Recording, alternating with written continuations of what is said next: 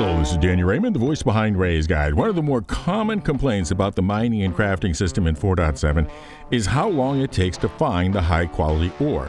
And one of the solutions to that is to team mine, because once you do find the high-quality ore, you are usually finding enough of it to create items for several people.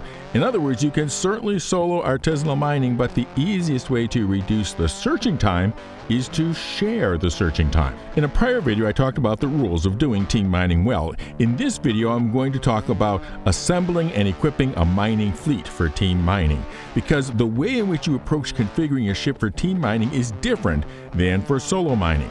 For solo mining, you're usually looking to equip a head and then equip modules to counteract the worst tendencies of that head. With team mining, you are likely to be doing exactly the opposite, to go whole hog in enhancing the best qualities of each head and then balancing the effort brought to each by mixing the participation and power given to each of the heads. So let's start with mining in small group. And by small groups, I mean 3 to 4. At this size, I suggest what I call a swarm of bees approach.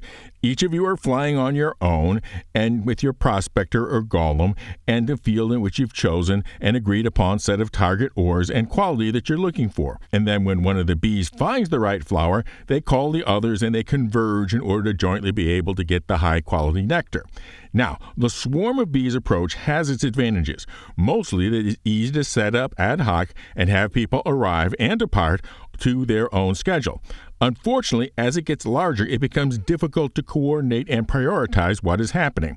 And so we switch to, let's call it, the queen bee and drone bee approach. The queen bee being specifically a mole. Now, there are a lot of different opinions about how to configure the mole. So what follows is my opinion about it and not any sort of prescription about how you have to do it.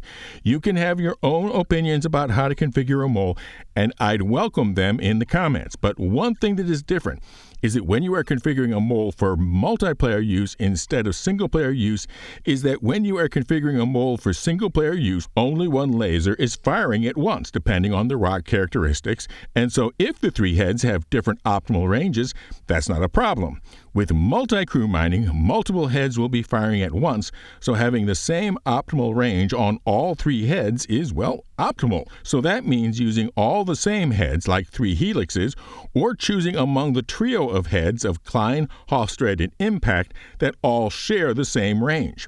Now, my preference is for passive modules rather than charged modules. It simplifies operations, and the time to go back and resupply modules or to go EVA and swap them out is unproductive time. And the whole point of the queen bee and drone bee model is maximum productivity out of the queen bee mole. So generally, I am looking for a finesse head, a power head, and a third head, either another power head or an extraction head. In a 3 helix configuration, this would mean the focus modules on the finesse head, 3 rigers on the power head, and 3 filters on the extraction head.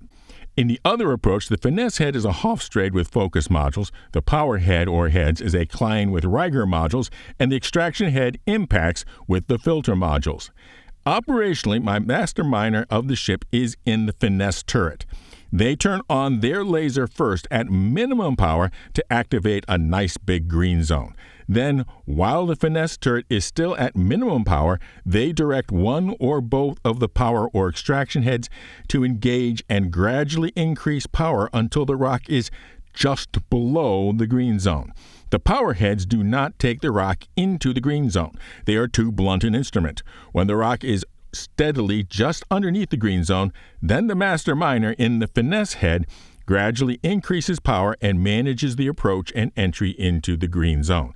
That's why the most experienced miner is in the finesse head seat. And quite obviously, the finesse head would be presumed to do any of the secondary cracking. That would mean that the other 2 heads, particularly if one of them is configured for extraction, sweeps up the ore. Everyone else outside the queen bee mole are drone bees playing the role of mining scouts. Unfortunately, as of now, only mining ships can see quality, so the mining scouts will need to be either a prospector or golem. It would be great in the future if any ship could equip a custom radar model that would let them see quality, and thus any ship could be a mining scout. But that is not what we have now. The mining scouts just go from rock formation to rock formation, looking for the team's target materials and their expected minimum quality, and when they finally find one, they radio it in. This, as a result, makes for an expanded role for the pilot of the mole, as they are not just driving the ship. They are the person receiving all the mining scouts' reports, and they are deciding which deposits the mole will go to next.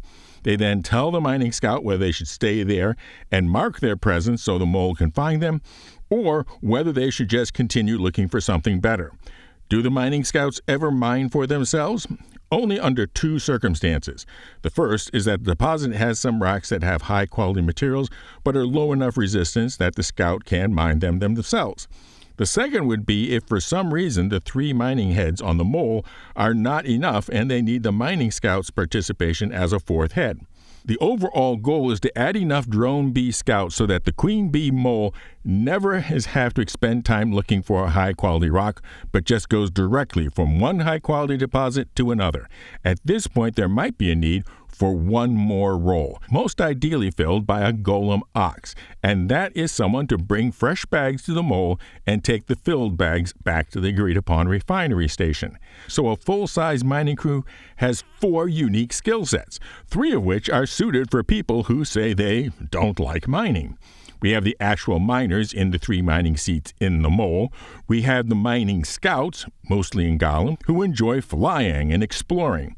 Then we have the planner and coordinator in the pilot seat of the mole who doesn't mine but plans and coordinates. They are the number crunchers. And then we have the bag hauler who, hauls the bags. Now, the difficult-to-answer question is how does everyone in this team get compensated, particularly in a busted economy where nobody cares about AUEC and everybody cares about high-quality materials.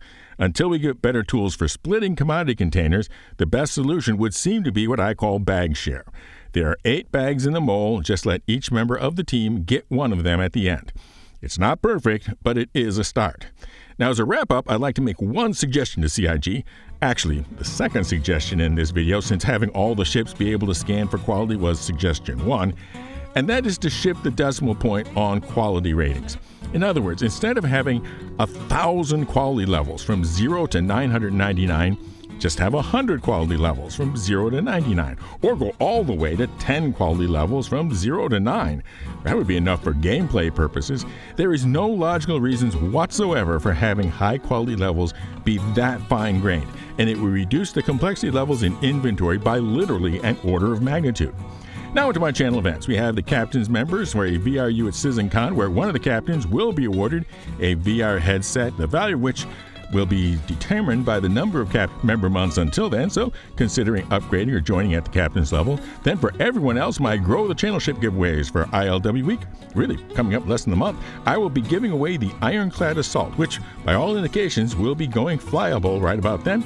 And then for IAE week, the Galaxy, which has already been said to be the new big ship for this year's IAE. 1 entry per video for each of these members. As always, you're entered automatically. Everyone else just subscribe and comment with the secret word. And the secret word for this video is what I think CIG should shift on material quality. Fly safe, keep it real, and I'll see you in the verse. This is Daniel Raymond with Ray's Guide.